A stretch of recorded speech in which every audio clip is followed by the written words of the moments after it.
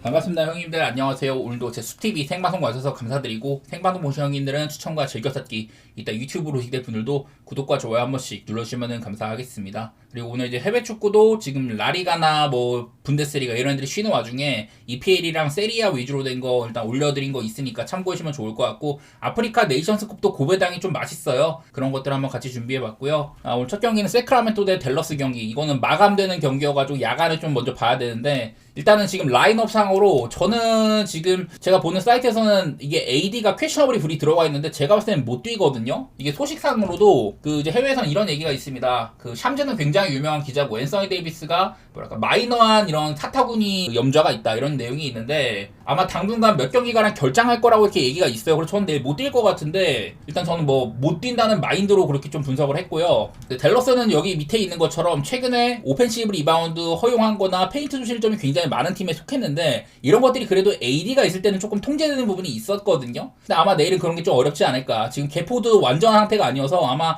30분 정도 소화하기도 좀 어려울 겁니다. 뭐 파웰도 얼마 전에 한번 퀘셔너블이 있었었고 해가지고 댈러스의 일단 빅맨진이 저는 좀 아쉬울 거라고 생각을 하는데, 마침 요즘에 세크라멘토는 좀 이제 오펜시브 리바운드나 자유투 뜯어내는 거, 인사이드 빈도 이런 것들이 꽤나 좋은 팀이에요. 3점 시도가 그렇게 많지는 않은데 인사이드 경쟁력이 나름대로 있는 편입니다. 뭐 지난번 경기 때 이제 그 머레이가 부상을 당해가지고 세크가 안 그래도 지금 라빈이나 사보니스 이런 애들이 없는 와중에 키건 머레이까지 부상당한 거는 주전 자원 중에 한 3명가량이 빠진 셈이다. 뭐 이런 것도 되기는 해가지고 세크도 지금 전력이 사실 좀 떨어진 거는 사실이긴 한데, 그래도 의외로 나쁘지 않습니다. 드로잔 같은 애들 좀 봐줄만 하고, 가끔 가다가 뭐 서브룩이나 뭐 슈로더 터지는 날도 있고 이래갖고 요즘에 세크라멘토가 은근히 좀 저력이 있거든요. 그리고 댈러스랑도 약간은 상성면에서 그러면은 우위가 되는 부분도 있을 것 같은데, 일단 AD는 지표상으로는 뭐 그렇게 엄청 대단하게 찍히진 않아요. 여기 있는 것처럼 한 2.4점 정도밖에 플러스가 되지 않는다. 그냥 뭐 단순히 뭐 이런 게 있긴 하던데, 저는 이거보다도 사실 AD가 시즌 초반에 좀 이제 출전했던 경기들보다 중간에 부상이 좀 길었다가 다시 복귀한 이후에, 특히나 이제 젤러스가 거둔 아마 12승인가? 그중 가운데 상당수가 이 AD 복귀 이후에 많이 좀 포진되어 있는 상태입니다. 그런 것들 때문에 저는 AD의 중요성이 좀 더 부각될 것 같은데, 여기다가 또 AD가 빠진 경기들에서는 좀 언더 양상이 있었다든지 그런 것들도 나름대로 보이기는 하더라고요. 그래서 요즘에 세크라멘토가 아까 말했던 것처럼 오펜 리바, 자유투 얻는 거, 스틸 이런 부분에 좀 상위권에 많이 있는지라서, 댈러스도 그리고 직전 경기 때 이제 골스와의 경기 때 저는 사실 델프리나 오바 같은 것들을 생각을 했는데, 그날 AD가 이제 중간에 나갔잖아요. 그날따라 다른 날보다는 플래그라든지 브랜든 윌리엄스 이런 애들이 잘했는데도 사실 댈러스가 좀 꼬이는 부분이 있었습니다. 골스의 벤치가 너무 잘해버린 것도 있었어가지고, 전 댈러스가 지금 마냥 뭐 보기 좋은 시기라고는 생각이 안 들더라고요. 나는 이게 좀 세크라멘토의 핸디값이 조금 더 컸으면은 했는데, 이게 AD의 아마 결장 가능성 이미 좀 내포가 된 건지 의외로 좀 크지는 않아요. 저는 일단은 AD가 못 나올까라고 봐가지고 그러면 좀 타격이 있을만하다. 사실 요즘에 라인업에다가 마샬 같은 애들 넣은 것도 은근히 좀 득이 되고 있고 이러긴 한데, 플래그의 어깨가 대단히 무거울 만한 것 같습니다. 세크도 지금 뭐 부상이 적지는 않아가지고 제대로 돌아가진 않을 것 같은데, 어려운 경기처럼 보여도 저는 세크의 프렌이나 뭐 언더 같은 쪽으로 좀 고려해보고 싶기는 하네요. 자, 그리고 다음 경기는 올랜도 대 덴버 경기입니다. 자, 일단은 올랜도는 지금 이제 프란츠 바그너가 슬슬 복귀할 채비를 하고 있다고 하는데, 내일도 뭐 비타제도 없고 해가지고 일단 인사이드에 약간은 아쉬움이 있을 것 같습니다. 요즘 들어 뭐 벤케로는 사실 올 시즌 완전히 좀 망한 것 같아요, 현재까지는. 베인도 좀 좋았다가 오락가락하고, 그냥 지금 올랜도의 라인업 자체가 저는 그렇게 막 세 보이지는 않습니다만은, 덴버도 이제 캠 존슨까지 부상을 당해가지고 사실 수비가 아주 약한 상태예요. 얼마 전에 이제 또 미네소타랑 경기를 했을 때 그때도 사실 연장 가가지고 오반한 거긴 하지만은 점수 자체는 굉장히 많이 나는 것들이 있었습니다. 그냥 요즘에 덴버가 공격 색깔은 확실히 좋은데 수비는 많이 아쉬운 이런 것들이 반복되고 있는데요. 올랜도가 어떻게 좀 해보려면은 물론 홈발도 있겠지만은 얼마 전에 또 홈에서 샬럿한테까지 지기도 하고, 얘네들이 올랜도가 초반에 점수가 많이 나는 이 쿼터에는 또 39점밖에 안 났어요. 언제든지 이런 한 쿼터에 갑자기 언더로 확 갈 수 있는 그런 팀인지라 사실 오늘 좀 대단히 어렵다는 생각이 있지만은, 글쎄 저는 덴버가 4.5밖에 안 받은 거 이거는 좀 긍정적으로 보이긴 하거든요. 일단은 요키치가 직전 경기 때 아주 훌륭했거나, 또 머레이도 약간 난사가 있었지만은 3점을 18개 중에 9개나 꼽았다. 연장 가서 클러치 3점도 있었고, 사실 4쿼터 때까지만 해도 초반에는 많이 앞서고 있었는데 중간에 이제 한 5분 남기고 18대4 런을 당했어요. 그리고 연장에서는 9점이나 끌려갔는데 이거를 뒤집어낸 뭐 그런 저력도 나름대로 있었던 것 같고, 원래 근데 미네소타 같은 팀들이 덴버 상대로 굉장히 좀 잘해오긴 했었습니다. 그래서 이게 좀 빡세긴 한데, 이게 올랜도가 덴버를 어떻게 해보려면은 수비보다는 공격에서 좀 쇼부를 봐야 될 것 같거든요. 근데 이 올랜도의 현재 라인업이나 최근의 모양새로는 공격으로 덴버랑 맞다이를 치는 거는 저는 승산이 좀 없다고 생각을 해가지고, 요즘에 덴버 참 핸디도 잘 못해주고 실점이 너무나도 많다 이런 게 걱정돼서 저는 오바는 생각 중인데, 사실 오바도 별로 맛은 없고요, 올랜도니까. 덴버를 조금 더 좋게 보도록 하겠습니다. 공격 자체는 그렇게 흐트러짐이 없더라. 네, 이런 정도 뭐 생각해 볼게요. 자, 그 다음은 뉴올리언스 대 피닉스 경기입니다. 자, 오늘 이제 경기를 했던 애들이 바로 같은 장소에서 내일 또 백투백을 하는 거예요. 그러니까 당연히 어제 경기를 조금 돌아볼 필요가 있을 것 같은데, 기준점을 받은 거에 비해서 점수가 대단히 안 났습니다. 223점밖에 안 났어요. 그리고 경기 자체는 뭐 피닉스가 많이 주도를 했지만은 4쿼터 때 이거를 뉴올이 뒤집기까지 했는데, 근데 결국에는 뭐 피닉스가 앞서가는 그런 흐름이었고, 경기 내내 뭐 이런 리드 편차는 그렇게 크지가 않았다. 양팀이 페이스는 103이 찍혔으니까 그렇게 막 느리게 찍힌 거는 아니었어요. 대신에 양팀의 3점이 20%밖에 안 됐다. 뉴올리언스가 20개 중에 5개밖에 안 들어왔고, 피닉스는 40개 쌓았고 8개 넣었거든요. 이것도 분명 뉴올리언스는 최근 3점을 많이 안 쏜다. 근데 피닉스는 뭐 상당히 많이 쐈는데 성과가 아주 없었던 셈입니다. 피닉스가 더 많은 3점을 놓쳤다고 봐야 되고, 대신에 뉴올리언스는 자유투를 42개나 얻었는데 이 중에 18개나 흘렸어요. 올 시즌 성공률이 80% 정도에 근접을 하고 있기 때문에 오늘 이제 60%도 안 되는 자유투 성공률. 여기 중에 못해도 저는 한 8개 정도는 들어갔을 거라고 원래는 좀 그렇게 봐야 되는데, 그랬으면 뉴올이 이길 뻔도 했던 경기거든요. 그러니까 양팀 다 좀 3점이라든지 이런 자유투의 미스, 그런 것들이 아쉬움이 있었다. 대신에 피닉스가 좀 더 이제 많은 세컨 포인트 찬스, 오펜 리바 살려가지고 그런 것들을 했다든지 뭐 이런 거는 있었는데, 그래서 저는 결국에는 양팀의 자유투 미스나 3점 미스 이런 것들을 보면은 나름대로 내일 경기는 어제랑 비슷한 기준점에도 오바를 좀 더 내다봐야 된다고 생각을 해요. 아마 직전 경기랑은 그래도 조금 다른 흐름일 가능성이 있다. 그렇게 좀 보고 있고, 오늘 나름대로 저는 이제 매번 부커에 대해서는 이 친구가 다른 이제 1옵션으로서 본인의 이런 스탯을 올리는 능력은 좋지만은 다른 팀원들을 버프 시켜주는 능력이 조금 떨어진다고 봤는데, 근데 오늘은 나름대로 부커가 그런 플레이가 좀 됐거든요. 대신에 다른 이런 구린 같은 애들이 특히나 너무 많이 놓쳤던 거, 그런 것들이 좀 발견이 됐어가지고 저는 뭐 부커도 나쁘지 않게 보긴 했습니다. 오늘 마크 윌리엄스의 인사이드 장악력 이런 것도 훌륭했었고, 뉴올리언스는 경기 내내 저는 뭐 수비 같은 것들이 형편없어 보이더라고요. 피닉스가 3점을 오픈을 너무 놓쳐서 그런 것 같은데, 글쎄 저는 일단은 오바 쪽으로 생각을 하고 있고, 역시나 그래도 조금 더 우세한 쪽은 피닉스일 가능성이 있다. 오늘 너무 많은 3점을 놓친 것 같은데 좀 콜도 되게 소프트 콜이었다는 느낌이 있기는 합니다. 뉴올이 어제 같은 자유투 그렇게 많은 획득, 솔직히 인사이드에서 많이 비벼대긴 하지만은 어제만큼 많이 얻기는 어려울 것 같기는 하거든요. 개인적으로는 피닉스 쪽이나 뭐 오바 그렇게 보도록 하겠습니다. 자, 그 다음 경기는 샌안토니오 대 이제 그 유타 경기입니다. 자, 샌안토니오는 요즘에 그냥 아주 화끈하죠. 자, 일단 먼저 이런 것들. 최근에 기세가 너무 좋습니다. 12경기 동안 10승 2패로 NBA에서 가장 좋은 레코드를 보이고 있다. 근데 이 가운데서 수비적인 부분들이 상당히 눈에 띄어요. 디펜시브 리바운드 1등이고, 그리고 이런 것들 때문에 상대한테 2차전 기회, 오펜 리바를 통한 세컨 포인트 찬스 기회를 가장 적게 준다. 그리고 턴오버에서 유발되는 득점도 가장 적게 통제를 하고 있다. 이 가운데 net 레이팅은 뭐 3등이었다고 하고, 무려 이제 오클라마를 이 12번의 매치업 중에서 3번이나 잡았던 그런 것들이 있습니다. 아주 뭐 훌륭한 폼이라는 거예요. 요즘엔 좀 웬벤야마도 쫓겨쫓겨 뛰고 있긴 한데, 어쨌든 샌안토니오의 기본빵이 상당히 높다는 소리고, 팍스가 이제 오늘 경기 퀘셔에 붙어 있는데, 사실 올 시즌에 좀 오락가락 많이 해요. 지난번에 오클라마는 그렇게 막 좋지는 않은 모습이었었고, 네, 뭐 나올지 안 나올지 아직은 모른다고 하는데, 유타도 에이스 베일리가 지난번 경기 때 이제 부상으로 중간에 나가 떨어졌거든요. 근데 이제 또 백투백인지라 아마 내일도 못 나올 가능성이 약간은 있기는 합니다. 글쎄 뭐 지난번에 샌안토니오가 오클라마를 상대했을 때 보면은, 야, 오클라마를 3번이나 잡았다. 이제 오클라마가 또 뭐 원정이라는 핑계나 백투백이라는 핑계 이런 것들이 전혀 안 통하게 만들었었고요. 그전 경기 때도 샌안토니오가 그 벤치 자원까지 해갖고 전부 다 전원 마진이 플러스였거든요. 지난번 경기 때는 코네 빼고 전부 다 또 플러스였습니다. 그리고 뭐 카루소한테 3점을 강제하는 부분이나 이런 것들이 참 적중을 한 것 같은데, 어쨌든 준비를 잘해왔던 것 같고, 이런 뭐 수비적인 밑바탕이 상당히 좋다 그런 얘기는 할 만한 것 같고요. 자, 유타는 오늘도 디트로이트랑 경기를 했는데 사실 양팀이 야투가 엄청 많이 터졌어요. 저는 원래 얘네들이 붙으면은 좀 자유투상으로도 많이 불리지 않을까 그런 생각으로 오바를 봤는데, 그런 것들이 안 통했음에도 서로 간에 그냥 공격으로 쇼부를 보는, 이런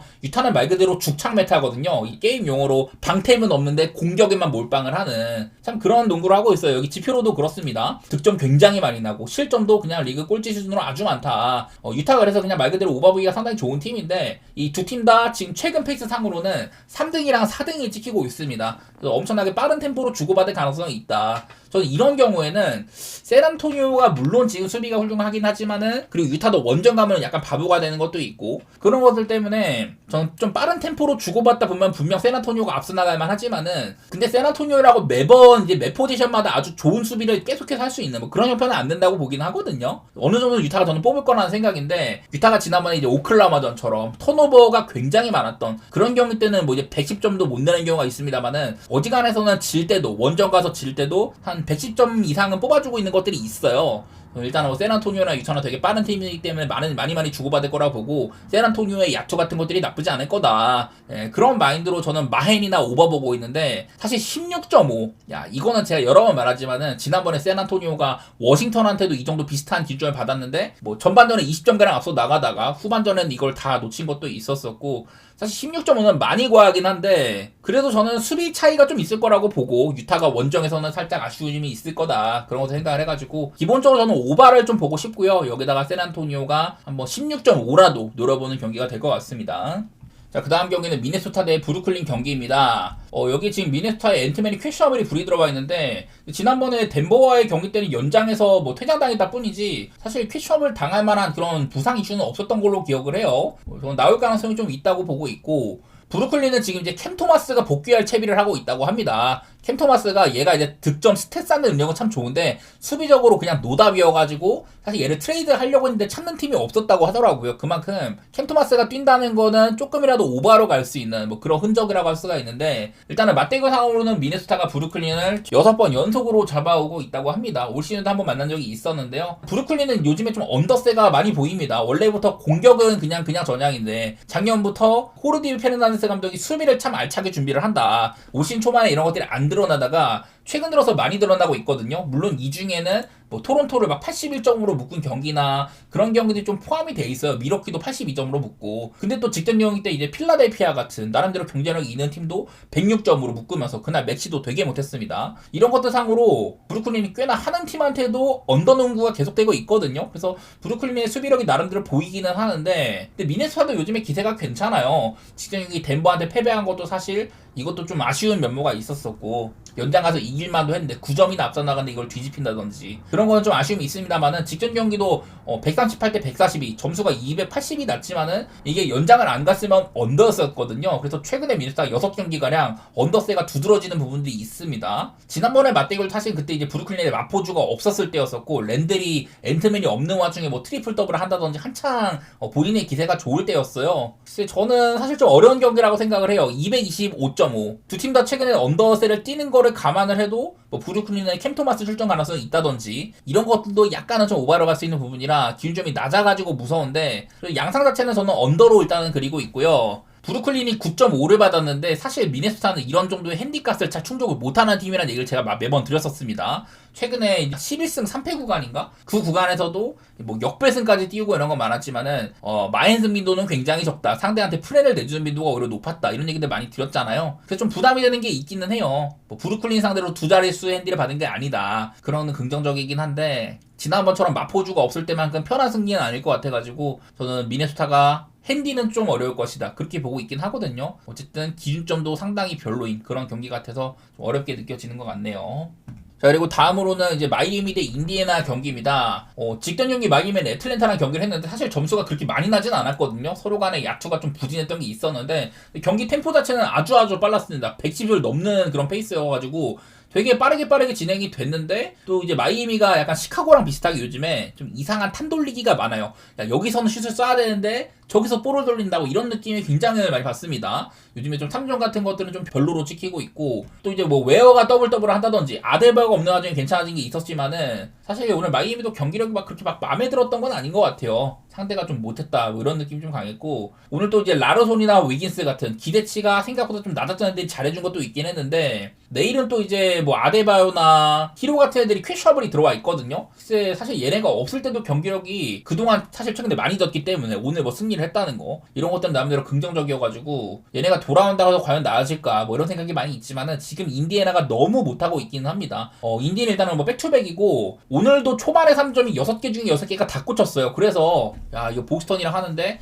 내 계획이랑 다르게 나는 오늘 보스턴을 아주 뭐 핵심으로 봤는데 야, 오늘 또 꼬이는 거 아닌가 이러다가도 그냥 뭐 금방 또 나가리가 되더라고요. 2쿼터 때는 아주 뭐 큰 런을 당하기도 하고 그냥 야투 최악체다운 모습을 보인 것 같습니다. 오늘도 아마 48점에서 멈춘 시간이 되게 길었을 거예요. 오늘 뭐 3점이 40%나 들어갔지만은 이것도 좀 이제 가비지에서 서로 간의 점수차가 굉장히 클 때 보스턴도 잘 들어가는 와중에 그냥 인디애나도 적당히 맞춰가는 느낌 그런 거여가지고 인디애나의 오늘 약 3점 40% 이거는 저는 큰 의미가 없다고 보는 편입니다. 오늘 보스턴이 나름대로 이제 120점을 넘기는 경기를 했지만은 여기에 있는 이런 최근의 공격 부진 이거를 씻어냈다고는 사실 생각이 좀 안 되기는 하거든요. 그냥 저는 기본방 자체가 지금 인디애나가 너무 별로여서 마이애미를 조금 더 올려치고 있기는 한데 그냥 사실 마이애미도 그렇게 막 믿을 놈은 아니에요. 그래서 8.5라는 핸디는 저는 별로 같아서 조촐하지만 일반선 정도 보고 있고 이게 마이애미가 오늘은 굉장히 빨랐는데 인디애나는 사실 페이스가 느린 편은 아니거든요. 대신에 요즘에 뭐 수비는 좀 되는 편이지만은 공격이 너무 안 된다. 이래갖고 인디애나가 매번 언더를 찍고 있는데 글쎄 오늘 경기도 지긴 했지만은 오바기는 오바였습니다. 262점이나 났으니까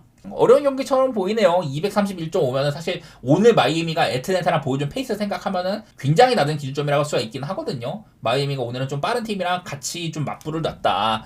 약간 그런 느낌인지라서 제가 이거 오늘 애틀랜타와의 경기도 마이애미가 요즘 좀 페이스가 딸리는지라 그것 때문에 고민을 했는데 결국에 까보니까 빠른 농구였었거든요. 근데 인디애나는 요즘에 그냥 뭐 페이스 같은 거는 100이 안 되는 모양새거든요. 저는 내일 마이애미 스탠스가 어떨지 몰라가지고 사실 231은 좀 낮은 기준점인데 인디애나의 상태가 어떨지 모르겠네요. 마이애미는 어쨌든 좀 빠른 농구를 표방하는 것 같은데 네 저는 그냥 좀 별로인 경기라고 생각을 하고 마이애미의 승리나 그냥 언더 쪽으로 마일당에만 보겠습니다.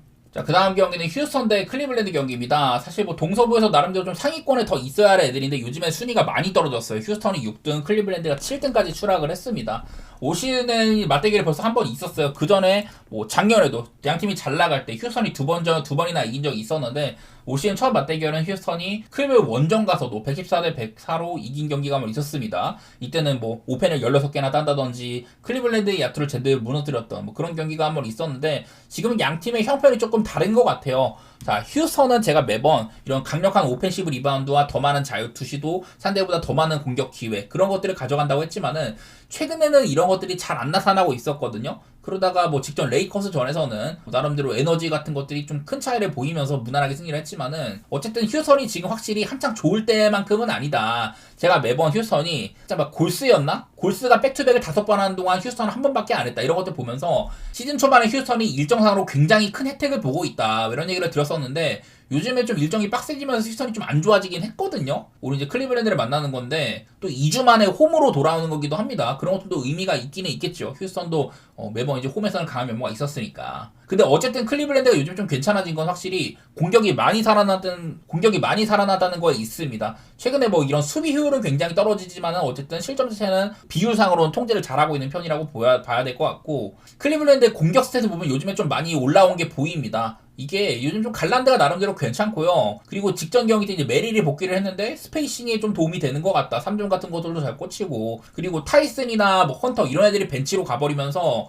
벤치에서도 포인트가 많이 나오는 것들이 있더라고요. 모블리도 복귀를 했고 이래서 일단은 클리블랜드가 지금 어쨌든 멤버 자체는 상당히 좀 베스트로 돌아갈 수 있는 모양새예요. 내일은 또 휴스턴이 생군이 퀘셔업이라고 하는데 생군이 지금 휴스턴이 사실상 저는 1옵션이라고 보지만은 여기에 있는 것상으로는 사실 생군이 없을 때의 경기력이 조금 더 좋다. 특히 이게 수비적으로 많이 드러난다고 하더라고요. 아마 생군이 없으면 아담스가 좀 더 뛰어야겠지만은 아담스도 백투백 관리를 받는다든지 많이 뛰지는 못하는 상황입니다. 그러면 어쨌든 생군이 뭐 나와도 지금은 딱히 뭐 좋지는 않다고 보고 생군이 안 나온다면 또 그거대로 문제다. 저는 이렇게 보는지라서 일단은 저는 클리블랜드의 요즘 분위기로는 나쁘지 않다고 생각을 합니다. 그래서 휴스턴이 뭐 직전 경기 때 반등했다거나 홈으로 오는 거다 이런 건 있어도 한번 클리블랜드의 4.5 프렌 보고 싶기는 하네요. 사실 요즘에 양 팀의 모양새를 생각하면은 핸디값이 조금 작은 것 같긴 한데 그래도 어쨌든 클리블랜드가 프렌을 받은 거 요즘에 폼 자체는 저는 조금 더 낫다고 봐가지고 클리블의 프렌 보고 있고요. 이게 사실 클리블랜드는 지금 점수를 굉장히 많이 주고받지만은 휴스턴은 사실 여기도 연장이 2번이나 껴있는 거거든요. 그래서 236.5는 휴스턴은 상당한 언더팀이고 클리블랜드는 되게 좀 빠른 그런 세트를 띄고 있단 말이에요. 그래서 갈리는 것들이 있는데 이 휴스턴이 막 생군이나 듀란트나 볼을 잡으면은 지켜보다가 세팅 받고도 공격하고 이런 것들이 너무 많아가지고 휴스턴은 그냥 야투가 꽂혀야지 오버가 나거든요. 과연 그런 것들이 잘 될지 이런 게 좀 의문인지라서 무섭지만은 일단은 저는 오바 보고 있긴 해요. 클리블랜드의 색깔이 확실히 오바니까 그 생각 중이긴 한데 쉽지는 않네요. 언더오버는. 자, 그 다음 경기는 시카고 대 미러키 경기입니다. 저는 결론만 말하면 이 경기는 지금은 패스를 해야 될 것 같아요. 이게 왜 그러냐면은 오늘 미러키에서 쿤보가 저는 복귀할 수도 있다는 마인드거든요. 지금 여러 가지 여기저기에서는 쿤보에 복귀해가는 뉴스가 많이 없는데 이런 뉴스가 있습니다. 그 이제 내일 쿤보가 프리게임 테스트 경기 전에 이런 테스트를 통과를 한다면은 아마도 이제 미러키는 쿤보를 오른쪽 종아리 부상에서 복귀를 시킬 거다. 그래서 이제 불스와의 게임을 뛸 수 있을 거라고 하는데 그 리그나 팀 소스가 다 컨펌이 된 거라고 하더라고요. 그래서 아마 이런 소식들을 보면은 쿤보가 내일 나올 수도 있지 않나 이런 생각들이 듭니다. 아마 쿤보가 뛰어도 저는 한 20분 정도밖에 안 뛸 것 같긴 하지만은 얼마 전에 한 20분도 안 뛰고도 더블 해낸 적도 있었었고 쿤보는 이제 시카고한테는 굉장히 강한 편입니다. 시카고 상대로 뛰었던 한 7경기 정도를 제가 가져와 봤는데 밑에 있는 3경기 때는 뭐 못할 때도 있었고 짧게 뛴 것도 있으니까 어느 정도 좀 패스를 하고 사실 제가 포함을 안 한 2경기도 45득점, 46득점이니까 굉장히 잘했던 거거든요. 이외에 최근 7경기 동안 시카고 상대로 평균 득점이 37점이다. 올 시즌 첫 번째 맞대결에서 41득점을 했었고요. 쿤보는 시카고한테 굉장히 강한 편인데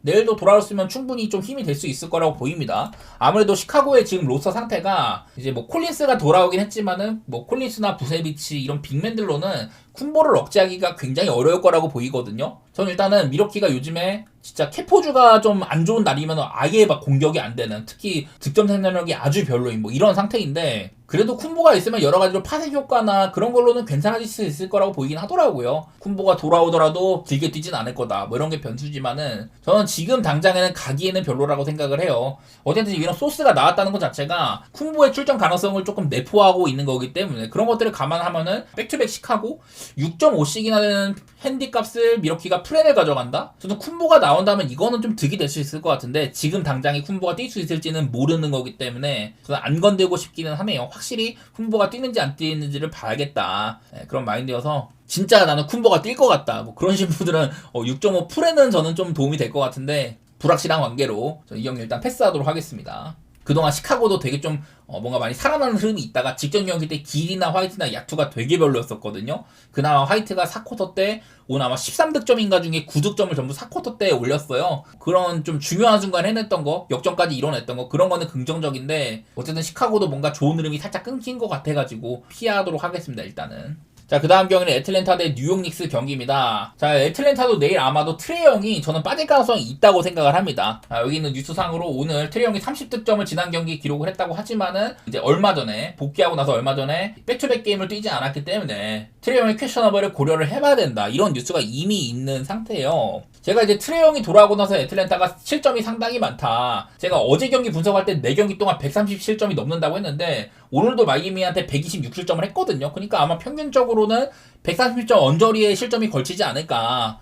뭐 그렇게 생각을 합니다. 오늘도 마이애미랑 페이스가 굉장히 빨랐었고 110.5였었거든요. 근데 턴오버도 엄청 많았고 좀 안 들어갔습니다. 그런 날이었어서 일단 애틀랜타가 뭐 트레이 형이 있으면은 공격이 좀 좋아지지만 수비가 안 좋아지고 근데 사실 트레이 형이 없었던 그 기간에도 요즘에 애틀랜타의 폼이 좀 좋지는 않았었거든요. 트레이 형이 딱 빠지고 나서 초반에 몇 경기 동안 굉장히 잘 나갔던 그 시절이랑은 좀 거리가 있습니다. 요즘에 애틀랜타는 사실 저는 좀 안 좋은 시기라고 보고 있기는 해요. 이 와중에 뉴욕 닉스 얘네들이 이제 얼마 전에 이제 클리블랜드랑 경기를 해가지고 1쿼터 때 엄청 런을 당하더니 2쿼터 때 또 런을 본인들이 하면서 복수를 했습니다. 그러다 3쿼터 때 또 한 15점가량 벌어졌었는데 이거를 로빈슨의 미친 오펜시브 리바운드와 추가적인 공격 기회를 3점으로 많이 살렸다. 특히나 그날 이제 벤치에서 클락슨도 굉장히 잘했고 콜렉이 아주 훌륭했었거든요. 지난번 경기에 그냥 게임 체인저는 완전히 콜렉이랑 뭐 로빈슨 이런 친구들이었었고 뉴욕 리스의 확실히 이런 좀 저력 같은 게 보였던 것 같습니다. NBA 컵 대회 결승에 올라간 팀들 그런 팀들이 보통 이제 그 컵 대회 이후에는 약간 폼이 떨어진다는 것들 제가 얼마 전에 보여드렸는데 뉴욕이나 샌안토니오는 최근에는 뭐 그런 모습이 많이 안 나오는 것 같기는 해요. 어쨌든 뉴욕 닉스, 클리블랜드 상대로 좀 치열했지만은 승리를 하긴 했다. 그래서 이런 와중에 어쨌든 뉴욕이 내일 뭐 하트가 못 나온다는 건 있어요. 지난번 경기 때 그 부상당했었거든요. 근데 뭐 하트가 사실 뭐 있을 때도 좋지만은 없어도 팀이 좀 괜찮아지는 건 있다. 이제 대체자들이 상당히 훌륭한 편입니다. 뉴닉스는 뭐 맥브라이드라든지 샤멧도 괜찮았었고 콜렉이라든지 이런 애들이 충분히 대체가 되는 모양새예요. 팀적으로는. 그래서 어쨌든 뉴욕이 하태가 없어도 충분히 괜찮다. 수비가 더 좋아진다. 이런 게 있길래 저는 어느 정도 좀 땜빵이 될 거라고 보고 있는 편이긴 합니다. 아마 하태가 빠진다면은 뭐 로빈슨을 선발로 세운다든지 아니면 미칼이나 아논노비를 한 포지션씩 옮기고 뭐 콜렉을 더한다든지 아마 그런 식으로 할 것 같은데 저는 뭐 뉴욕 닉스 괜찮게 봤던 것 같아요. 그냥 애틀랜타가 백투백인데 뉴욕이 6.5밖에 안 받았다? 원정이라고 해도 뉴욕 닉스를 볼만한 경기라고 생각을 하네요. 243.5를 받은 거. 저는 이거는 트레이형이 못 나온다 하면은 사실 언더도 좀 고려를 해봐야 된다고 생각을 해요. 그게 문제인데 언더보다는 그냥 뉴욕 닉스가 조금 더 의미가 있지 않을까? 그렇게 보고 있습니다.